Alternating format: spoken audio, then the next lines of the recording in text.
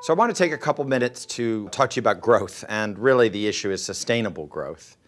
And whether you're a fast-growing insurgent from an emerging market or a very established incumbent multinational, one of the things that we've discovered and really looked at on the question of growth is this topic of, do you still have the founder's mentality? And what I want to do is to try to define that and talk about some of the things that happens to companies that blows them off track from retaining that founder's mentality. Bain has been looking at the issue of how companies grow sustainably for at least 40 years. And one of the things that's quite fascinating is when you look at the annual reports of the Global 2000, on average, the leaders of those companies are projecting to outgrow their markets by 2 times. That's on a revenue basis. And on a profit basis to outgrow their markets by 4 times. And so it's a reasonable question to ask on any sustained basis over a 10-year period, how many companies actually outgrow their market by 2 times? And the answer is roughly 1 in 10. And that means 90% of companies are going to fail to achieve their basic growth ambitions. And when you ask about that 90% and you say, what was it that led to the failure for you to sustain that growth? The fascinating thing is only in roughly 15% of cases do the management team cite the markets. They don't blame the markets. When they look and reflect on what happened, they mostly cite internal issues, be it their organizational complexity, what's happened to their culture, inability to get resources at the right point of attack, et cetera, et cetera. And this has led to us in the way we think about growth to say it isn't simply how you compete in the market, how you drive to leadership. There is something that happens internally as companies grow that either lead to their success or lead to their downfall. And we talk about it on 2 dimensions. And we say, first, to what degree is the company still retaining its sense of founder's mentality? And to what degree is the company benefiting from the scale and scope that comes with growth? And what we see is in most cases, companies start as fantastic insurgents, very high founder's mentality, no scale and scope whatsoever. But as they grow, the default path is they move into incumbency, gaining huge benefits of scale and scope, but losing that original insurgent culture. By definition, one of the main things that you lose is founder mentality. And that's huge. Founder-led companies are insurgents. They are at war against their industry on behalf of a dissatisfied customer. And this leads to sort of an extraordinary sense of nobler mission, a long-term view of what you're doing with the company. The other thing you lose is the owner mindset. Owner mindset is this incredible cost mentality. Everything is your money. It is this notion of being absolutely biased to action, hatred of bureaucracy, and it's this personalization of risk. It's your money. So it's quite interesting. With founder-led companies, they're much more likely to pilot a lot, but then if they've got a winning proposition, they're going to bet it all. In contrast, incumbents, large multinationals, will pilot a lot, but then never actually back a bet. They'll just continue to spend a little money everywhere rather than betting it all on something that's working. And the final definition is this obsession with the front line. That means they're talent obsessed, customer obsessed, advocacy obsessed, and everything is about translating the strategy into frontline behaviors, frontline actions. One of the things that we find extraordinary is with incumbents, you can work for weeks in discussions about strategy without any leader talking about how it will impact the front line. For founder-led companies, it's incomprehensible to talk about strategy without talking about the front line. So that is a huge amount to lose culturally. On the other hand, you're growing and you're gaining from the benefits of scale and scope.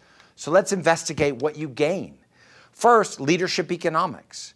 Who wouldn't want to be a leader in their industry with extraordinary opportunity to put purchasing pressure on the supplier, to be able to give customers more and more?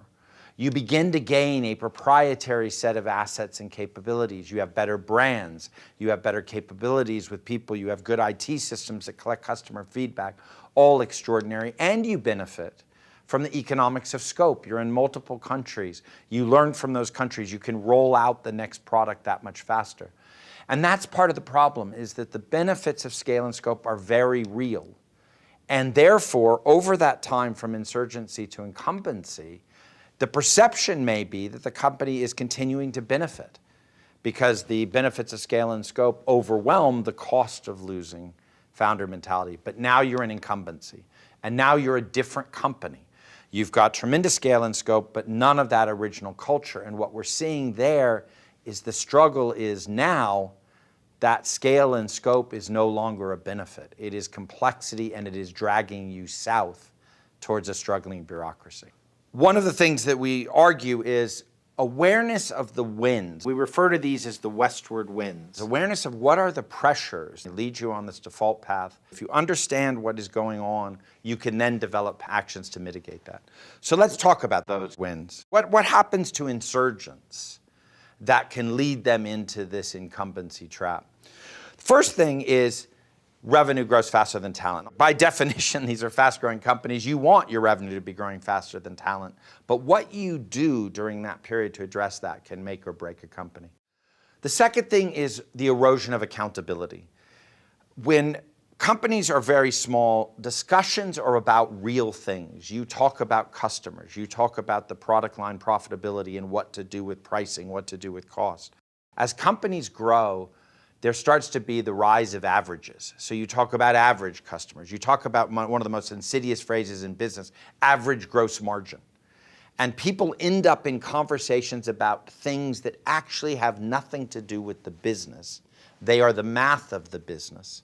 And when you're at that level of abstraction, it is no wonder that people no longer feel accountable for activity, because there is no discussion of activity. There's a discussion of math. Then there's this issue of the lost voice of the front line. This is inevitable, but it's insidious. When you start, the people around the table that are making decisions for the company are people that are selling the product and talking to customers every day. Then two things begin to happen. The first of which is you begin to bring in functional professionals for all the right reasons.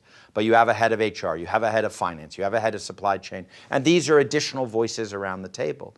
And then the business gets complex enough that you don't actually have the front line at the table. You have span breakers that you've put in who manage the front line. And you get into a situation where nobody around the table is actually part of the front line of the business, and the voice of the front line begins to be eroded, and very bad things can start happening. And then the final thing is the unscalable founder. One of the things that we're very clear about in our research is the founder can be the problem. The phrase we use is founder mentality, not the founder, because sometimes the founder himself or herself is the issue. One of the westward winds that we've talked about a lot is this issue of revenue grows faster than talent. So we've spent a huge amount of time with founder companies, and what they say is, we don't have a growth problem. We have a sustainable growth problem. Our issue is we can't keep the organization growing and scaling at the pace that our revenue grows and scales. And it's this period in this early growth, these 10x growth rates, that very bad things can start to happen in these companies. The first thing is they go through a time of heroes. You're growing like crazy, you have very limited talent, and guess what happens? Well, heroes step forward, and you have heroic things occurring with 26-year-olds. They do things far beyond what you'd expect them to do.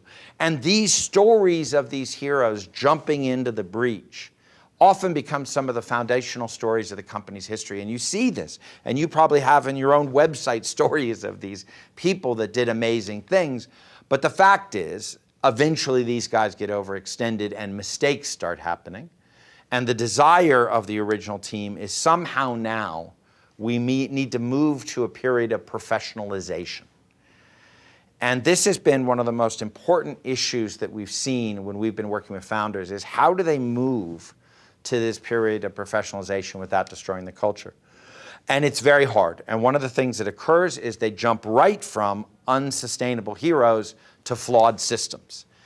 And a lot of you will see that you've gone through this. You're trying to now put in systems as fast as you can. You're bringing in professionals, but a series of mistakes start happening. First is often the original founders are asked to somehow codify their genius. They're asked to take all the decision-making and instinct and guts they had that drove the business and suddenly begin to put that into paper and to create manuals or create procedures to do what they did.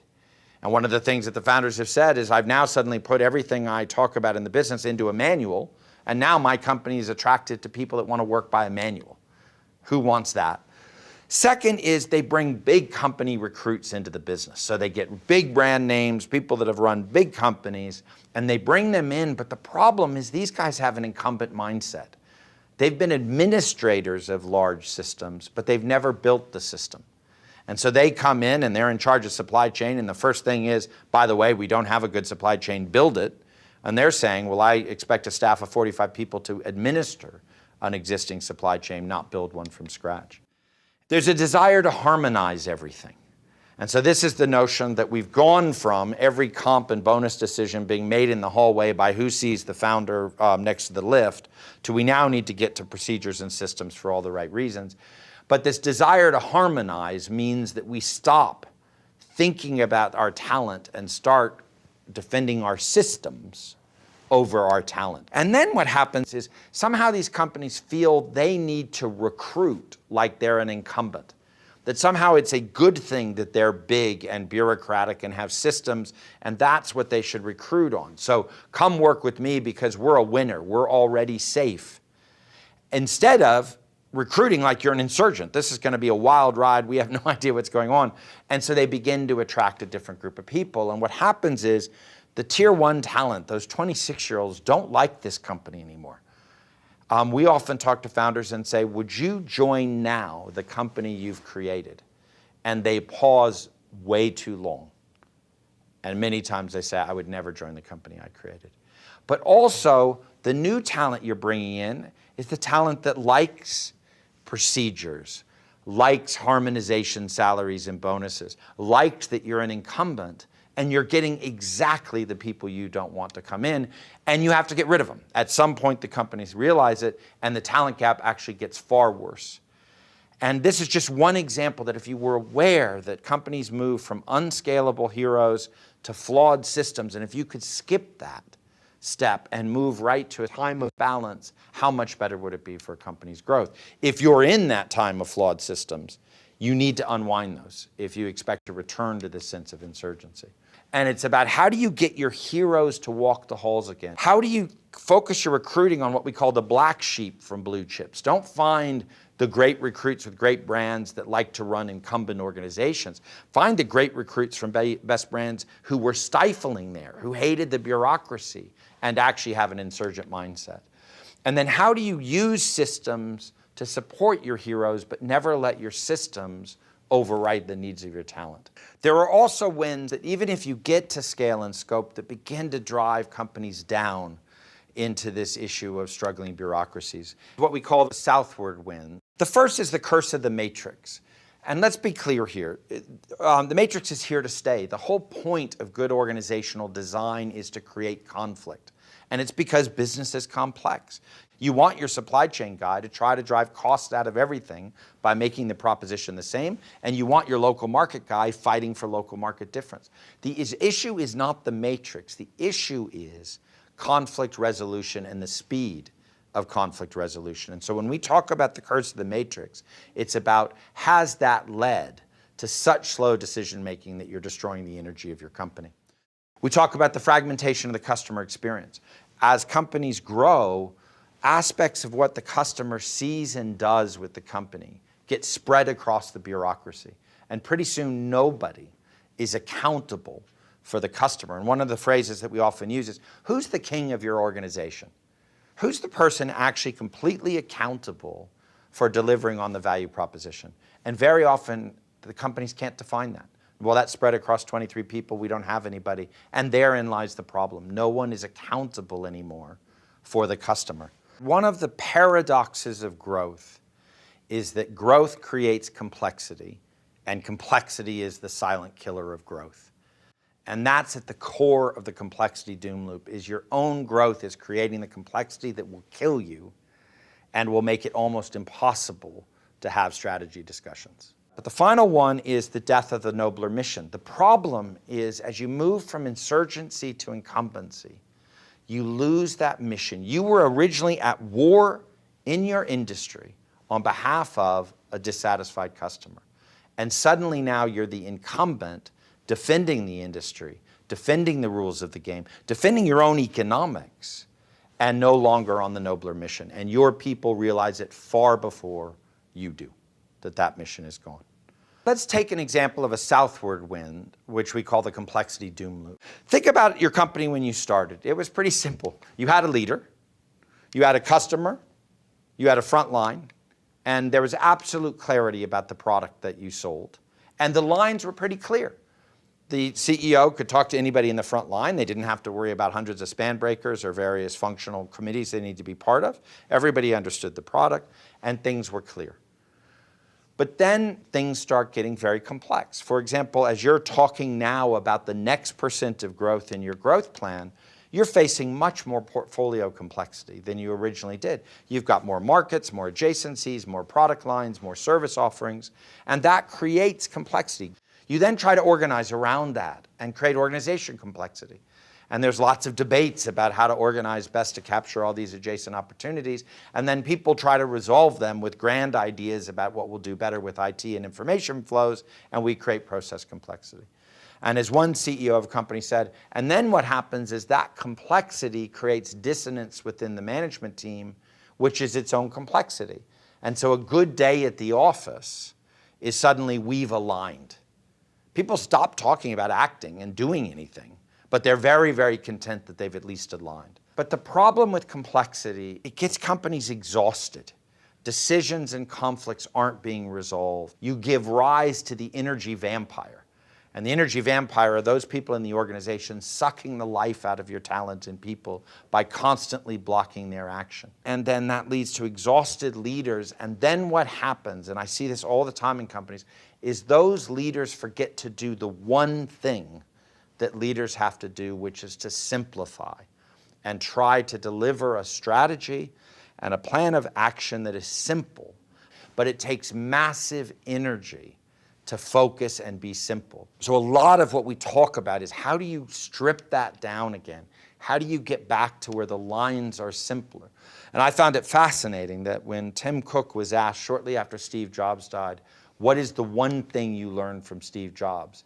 His answer was, I learned focus is key. So this is the journey we're on as we think about it. And a lot of the work we're doing is with insurgents and figuring out with them how to take a path north. And if I'm a large multinational incumbent right now, I'd be very frightened. Because if these guys can figure out a path north where they're gaining the benefits of the founder mentality and they're scaling, they are going to be formidable competitors. But the other journey we're on is how do we take struggling bureaucracies, incumbents, and get them to rediscover this founder's mentality. And often it's finding what was great at the company in their early history, rediscovering the elements of the insurgency and bringing them back in.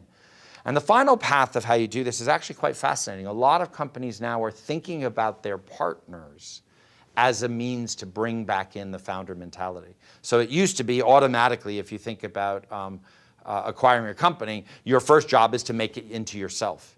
And we are now seeing CEOs hesitate and say, actually, if I acquire a founder-led company, why don't I want that mentality to actually influence me? And so these are the three paths we're exploring as we think now about how insurgents or how incumbents grow sustainably and profitably by maintaining this founder's mentality.